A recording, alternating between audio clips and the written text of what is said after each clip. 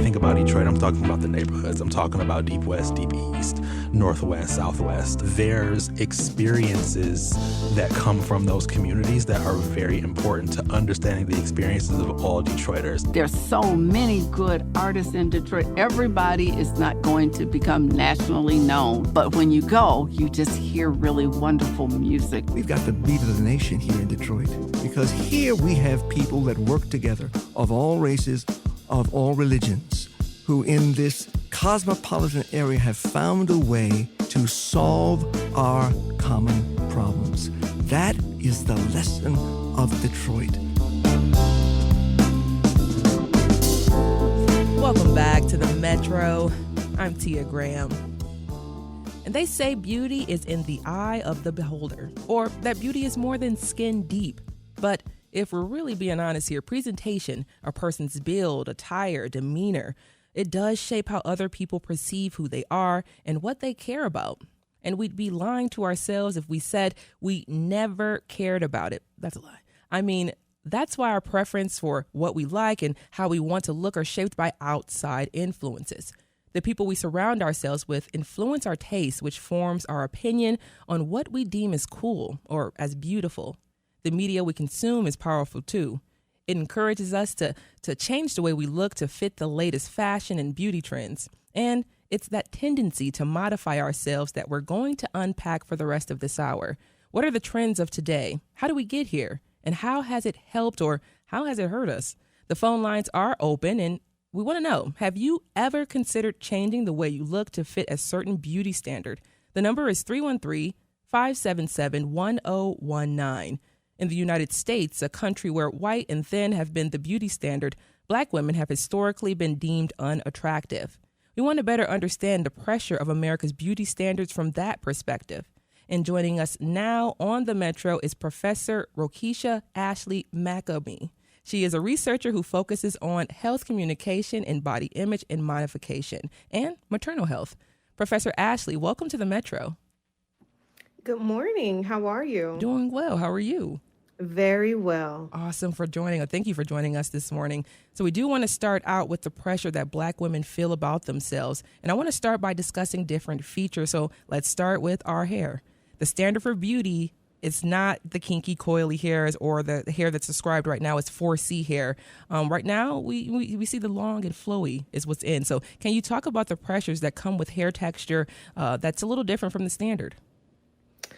Well, I mean, just as a question, right? Give you one right back. When was the last time you thought about your hair? Probably when you left the bathroom at work, right? You just looked at yourself, you looked in the mirror, and you are, trying to fix it, making sure that you're presentable when you come out of there, right? Mm-hmm. Texturism is when we preference, softer textures, more European textures over the non-mainstream textures like 4C hair, the more coily, kinky hair. I was, just to give a little context, I was natural for about 13 years. Nice. And when I moved to a more humid climate in Miami, I decided to relax my hair. Mm-hmm. And in, the spaces where a lot of Black women congregate, and even if they're with each other or if they're outside with other audiences, they are always bombarded with what we should be looking like, right? So if you're working in the corporate world, you are probably having to wear your hair more straight, more mainstream like. And even if you're not, you're probably getting teased by your coworkers or getting discriminated against. That's why we have, the Crown Act that's supposed to protect women and Black women and also other people from having discrimination based on their hair. What I do think that's happening now and what we see through kind of social media and the general public being able to create their own narrations of their lives and how they look and generate their own content is that there's this kind of surgence of all this, this is how I maintain my hair. 4C hair can be beautiful. This is how we modify it in its natural state without using chemical processes and things like that.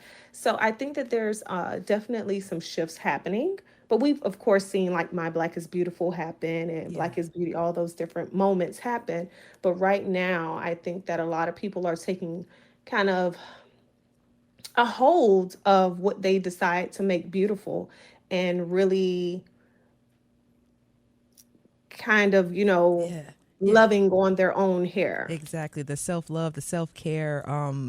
It was just 2 years ago in 2023 when Michigan finally passed the Crown Act, which stands for Creating a Respectful and Open World for Natural Hair. And you were just talking about your journey as well.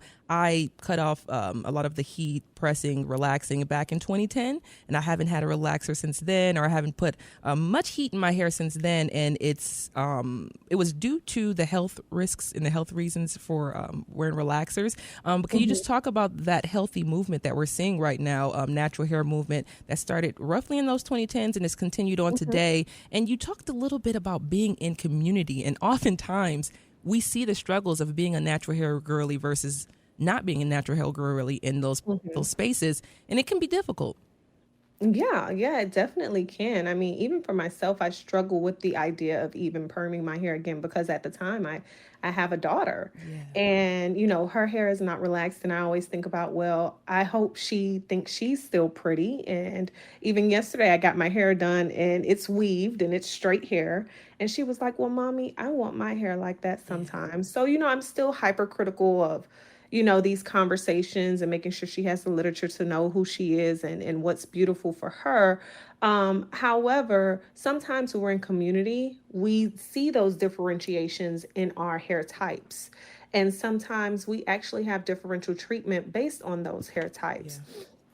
Yeah. And I think that as we are gaining kind of access to know how to treat our hair differently, it does come at a cost in terms of time, and then also money to afford the appropriate products, or the time to create your own products, or the cost of hiring someone to do your hair in a way that's going to be fitting and healthy, and that will maintain.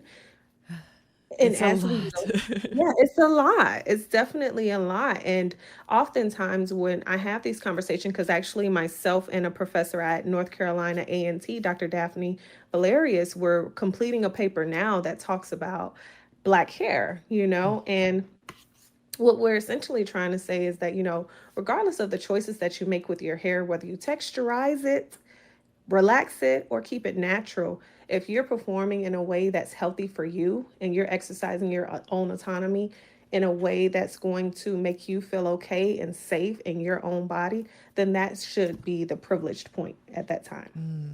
I love that. So let's just talk a little bit, and we're going to switch gears in a moment. But first, let's just talk a little bit about the increased access that we see right now in beauty products, especially with Fenty. And we see a Sacred from Beyonce, and it's been getting a lot of love. But can we just talk about the availability of these products now, and how it's been a little bit easier for us to actually maintain our hair?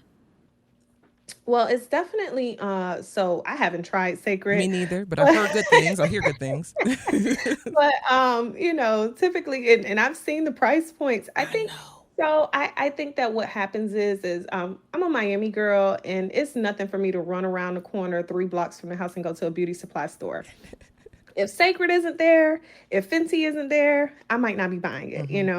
And those are great Black brands to support. However, the common, the everyday girl probably isn't buying those products. No. So we still have to have access to those areas that are accessible. So that's the beauty supply store. So you can go there. You could probably get Cantu products. You could probably Shea get Moisture. some Shea Moisture. You can get some Mane and Tail.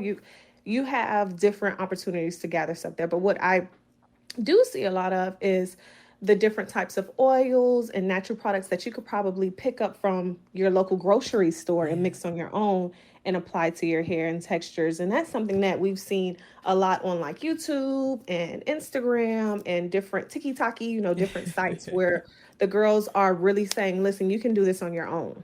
And you don't have to pay $20 or $25 or $30 for a small tube to, try to maintain your hair. And even some of the influencers on those platforms are creating their own products as well and selling those too. Yes, I actually have a few in my cart right now from TikTok.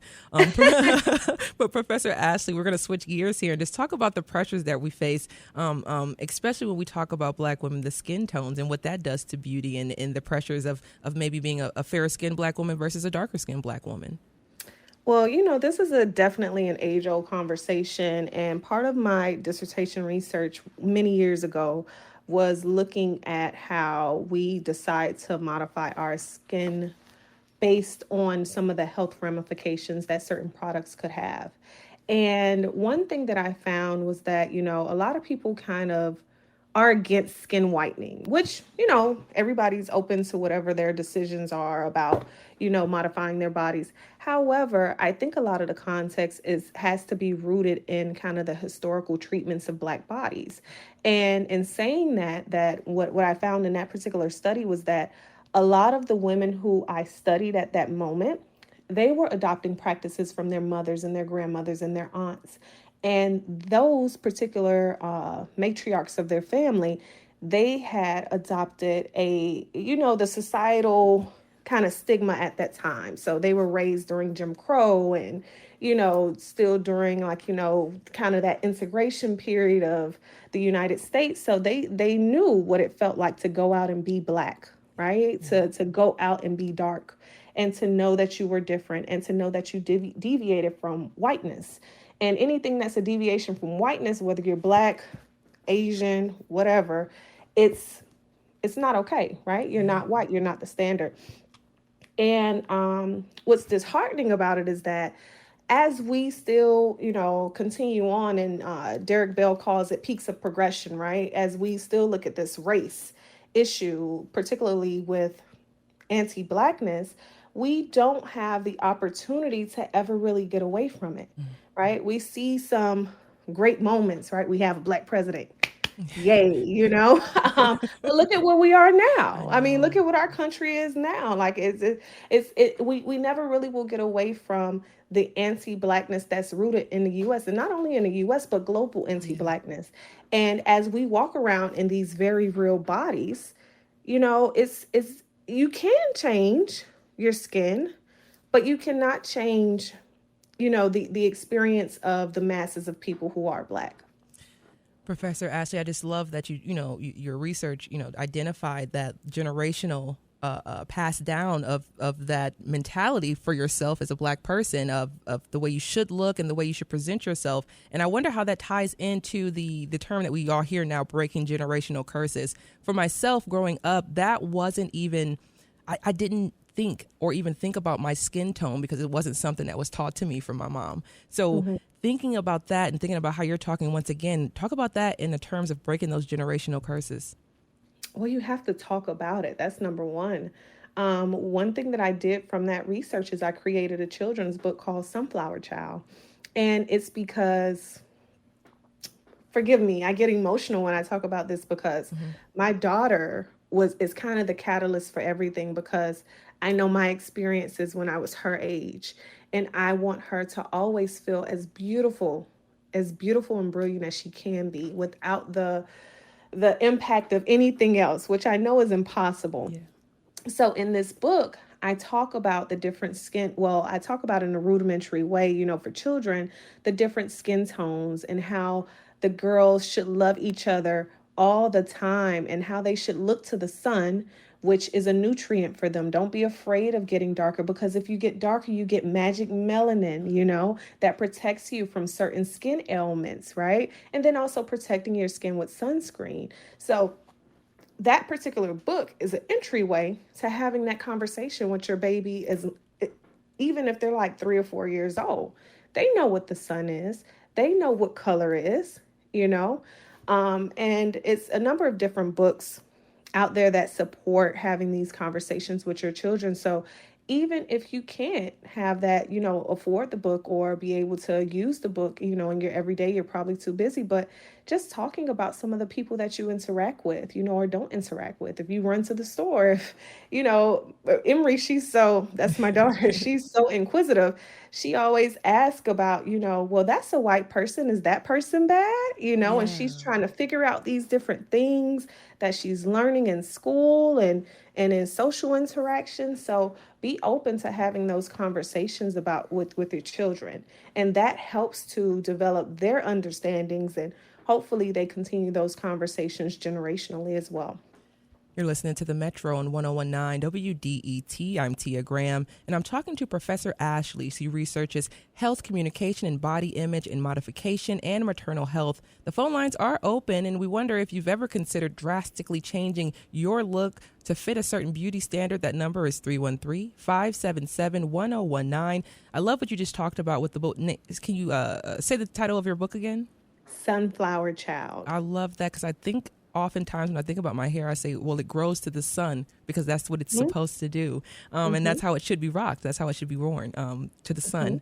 But let's talk a little bit. We're switching gears here and talk about our bodies, because in our next conversation, we're going to talk about how our bodies are in the forefront right now, especially when we see the weight loss drugs, Ozempic and those like it. So we're going to get into that in our second conversation. But I do want to talk to you about the pressures, especially for Black women, in terms of the bodies and our body structures and shape, and trying to fit in that way as well. So it kind of goes back to the point that I mentioned a little bit earlier about deviating from whiteness, or deviating from what the prototypical white body is. Historically, for Black women, when we were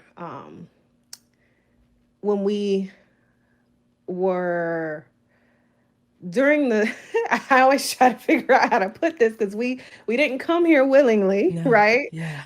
But when we got here to the US, our bodies definitely were different. And that doesn't mean that our bodies are monolithic, like we all didn't come here and we look the same and everybody's body type is the same. But I always talk about a historical reference in my body image work, Sardiki Bartman, a Khoisan woman from South Africa, from the Cape of South Africa. And when I talk about her, there were many Sardiki Bartmans that were paraded through Europe and shown off as these kind of sexual escapades of deviation from white bodies, and poked and prodded for their large buttocks, large breasts, and large labia. So when I think about the deviation of Black women's bodies, I always kind of start there. And with that, it kind of resonates and continues on to today, because our bodies are still varying, right? Yes. And when we look at what's prototypical in the mainstream for the dominant, it's that ballet body, that slim figure, that thinness that might have a little bit more curvature now, but it's still very different from how we're seeing the difference in our Black bodies. And as we continue to consume different things, so whether it's media, including film, TV, magazines, newspapers, visual mediums of social media like Instagram, TikTok, whatever. And also in our social interactions, whether it's like third-party perception, whether it's creating different parasocial relationships with people that we watch a lot on TV, anything that we're consuming is going to impact how we view ourselves. And sometimes it challenges us to think about our bodies in different ways. And sometimes that could be motivations for modifying yourself. So that can include cosmetic surgery, plastic surgery, self-augmentating, using Black market products, or Black market services to change your body. And unfortunately, sometimes we may go too far with some of these practices. But then also there has to be kind of this healthy medium where it's okay for you to want to change your body, right? So if you are maybe a little overweight, or if you are underweight, whatever you choose, however you choose to decide to augment your body, it should be okay. Because a lot of times in my research, I try to preference that Black women have not always had autonomy over their bodies, right?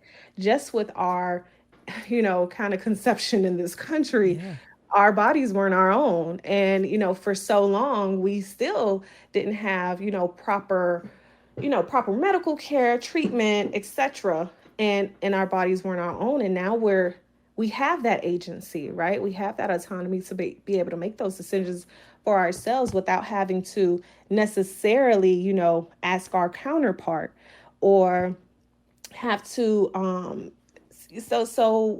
since we do have that opportunity, I encourage Black women, do what you feel necessary to feel beautiful, but do it in a healthy way. And sometimes that does need to be monitored, but it should not be mitigating the choice of the woman. And speaking of or thinking of that, there are so many things that came to mind when you were just speaking. But the first thing, of course, is the Brazilian butt lift and how that took off and it's been in style for a long time now. Can you just explain to what the Brazilian butt lift is for those who aren't familiar? I know there are big names who've gotten them. If you know, even Madonna.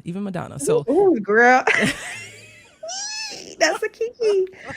Okay. Well, pretty much the Brazilian butt lift is a body augmentation procedure where your butt is pretty much rounded and it has more curvature. And I would say, so I think there's a lot of variation in what we're seeing with Brazilian butt lifts now. Yeah.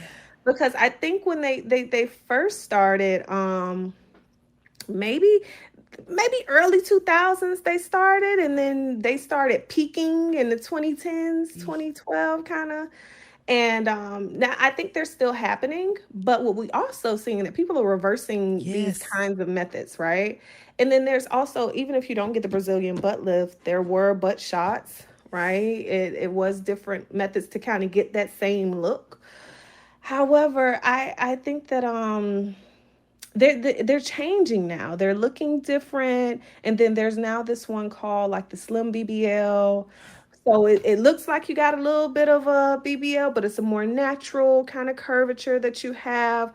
So there's so many different things that you can do. I just want you to do it the right way. Yeah, go to a board certified surgeon. Please don't go to Colombia. Please don't go to Turkey. Please, have a board certified surgeon. Make sure you do your research. There are a number of Facebook groups, different kind of communities that talk about different surgeons, different practices that help you make an informed decision. Don't make a decision so abruptly, right? Take time, like 6 months to a year, to really research what's best for your body. Because even in some cases, when women go in to get BBLs, they don't go home. And, with an elective procedure like that, you should be doing everything that you can as the shepherd of your body to make sure that you don't have any pre-existing conditions that might not turn up on your test. Like if you have a history of blood clots, or if you have some type of anemias, anything, just make sure that you're shepherding your care appropriately before you engage in these kind of practices. And before we let you go, Professor Ashley, as we've discussed, people go to great lengths to get procedures. What are the potential risks that are important to know, especially about this procedure, but just about, body modification in general? Well, I think so. With body modification, because I won't be ashamed to say that I've modified my body using, a waist trainer, working out excessively, dieting. So those are ways to modify, right? You have to be in consistent consultation with your health practitioner. And I know that in the medical system, we are not privileged bodies. Yeah. I know that we have to really seek out a particular PCP, if you rather, to make sure that we have the proper care, someone who listens to us and someone who hears us and understands what our body goals are. You have to make sure that they're in alignment with your healthcare goals, right? Because if you're, say, for instance, diabetic or have high blood pressure, there's certain things that you should not engage in, or certain things that you should not eat, right? If you're modifying through diet. So you should be in consistent consultation with your healthcare provider, and be in consistent consultation with yourself, and making sure that you're asking yourself the right questions if this is the right way for you to go. Professor Rokeshia Ashley is a researcher who focuses on health communication and body image and modification and maternal health. Professor Ashley, thank you so much for joining us on the Metro. Thoroughly enjoyed the conversation. Thank you.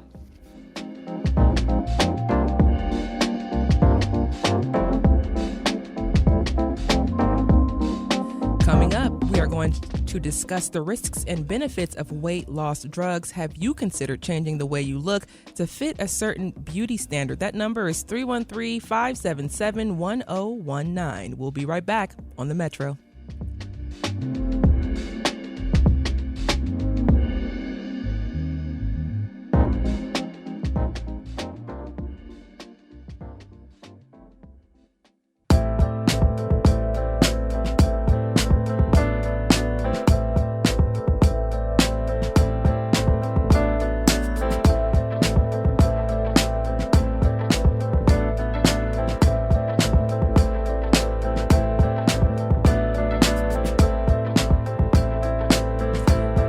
Welcome back to the Metro on WDET. I'm Robin Vincent. We've been discussing beauty standards and body image. Now, for a long time, society told us being thin was the goal. That's changed a little bit, especially with famous women who champion their curves and with the body positivity movement more broadly. But the goal to be thin, or at least to lose weight in the name of health, is still a huge priority for many. That brings us to GLP-1 inhibitors, diabetes drugs, which a lot of people are using to lose weight. Think Ozempic or Mounjaro. Now, these medications have been life-changing for people who've long been trying to shed a lot of pounds without success. The pervasiveness of these drugs now has us wondering, how safe are they and who exactly should be taking them? Joining us now to talk through this is Dr. Alexandra Sowa. She's an obesity and internal medicine physician and the author of the book, The Ozempic Revolution. Dr. Sowa, welcome to the Metro. Thank you for having me. So let's start with GLP-1 inhibitors, which include drugs with the brand names Ozempic and Mounjaro, to name a few. Now, they've been traditionally used to treat diabetes. These drugs regulate blood sugar and appetite, and that leads to weight loss. Could you explain their effects a little further for us? Sure. So GLP-1 agonists actually mimic a hormone that naturally occurs in the body that we make in our gut. And it has a profound effect on 3 organ systems, although it touches practically everyone in the body. So it works on the brain, the gut, and the level of the pancreas. And it has a profound effect on telling our body to not be hungry and to regulate the hormones that are involved in the hunger and satiety or the fullness pathways. It has a great effect on our pancreas, and that is where we see strong blood glucose control, which helps with both type 2 diabetes, but also it's involved in weight loss pathways. So if our blood sugar stays nice and stable, we're able to tap into our own fat stores. This is also where we're seeing the effect of decreased inflammation all over the body, leading to reduced diseases like heart disease, kidney disease, and even things like dementia and Alzheimer's. So there are a lot of benefits that you're seeing as a physician, a lot of reasons to prescribe this to your patients. Who are the best candidates in your eyes for these drugs? Oh, well, it's kind of limitless at this point. So we have pretty clear indications that the FDA has set forward that either for the management of type 2 diabetes or for obesity. These drugs aren't new in the obesity space, though. We've actually had GLP-1 medications approved for well over 10 years now for obesity alone. It's a bit of a common trope that says, oh, it's just for diabetes first and then this. No, now we're realizing that really independent of blood sugar, we are able to use these medications for weight management.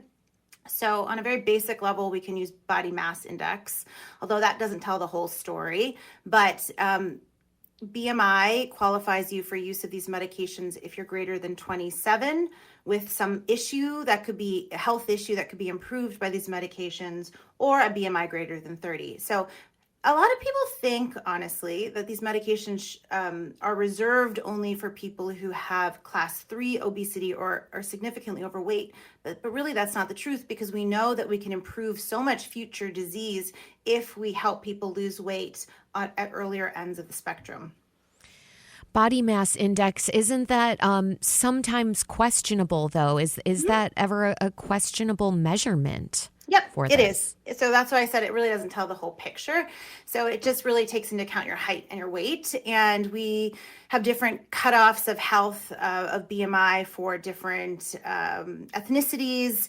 And so really we have to be more nuanced than just a straight answer. It also doesn't tell us the quality of body composition, which is much more important for metabolic health. So if you are a weightlifter and have all the muscle in the world, your body mass might be higher than someone who has less of a weight, but has a much higher fat composition in their body, which is not healthy. So it's not an exact science. It was really created just as a screening tool. Dr. Sowa, can you put your finger on what exactly precipitated the wild popularity of some of these drugs? It seems like a lot of people are taking them now, and you're saying that for a while they've been used for weight loss. But what has catalyzed this this surge in use of them? So I think it's twofold. One, we developed a weekly shot instead of a daily shot. So it was only in 2017 that a weekly shot was released into the world. The weekly is both easier to use, and two, it's more effective. And so we weren't just seeing small weight loss percentages between 8 and 10% of total body weight. We started to see upwards of 15% total body weight. So that's a big reason. And then secondly, I truly believe that social media started to really change and shift the conversation around weight. So TikTok really, I think, brought these medications into consciousness, and I would argue in a good way. So people started sharing their journey on these medications in a way that I had never seen. Up until 3 or 4 years ago, I would have to have a long conversation with people about our medication options. It would take them many visits. They would mull over it. And then in the last few years, they came to me seeking out these medications because they had seen from social media and their friends and their neighbors, people were now being open. For many years, people would say, I would never share this with anyone around me. And then it became, I can't wait to shout this from the rooftops that I have a solution for something that I have struggled with my entire life. And this, I now realize this is not just about willpower or trying harder. There was something dysregulated inside of me that kept me from losing weight and kept me continuing to gain weight. And so as people started to really share their stories online, I think that's when it really started to catch the public's attention. So, of course, this sounds life-changing all of a sudden to feel I am not broken. I've been trying to lose this weight, and there was something physiologically, a problem that was making it so difficult for me. That sounds like it must be truly a relief. But of course, there are side effects to these medications. Can you talk about some of those? Sure. So because these medications act directly on the gut, the main side effects that we see are just a byproduct of how the medications work.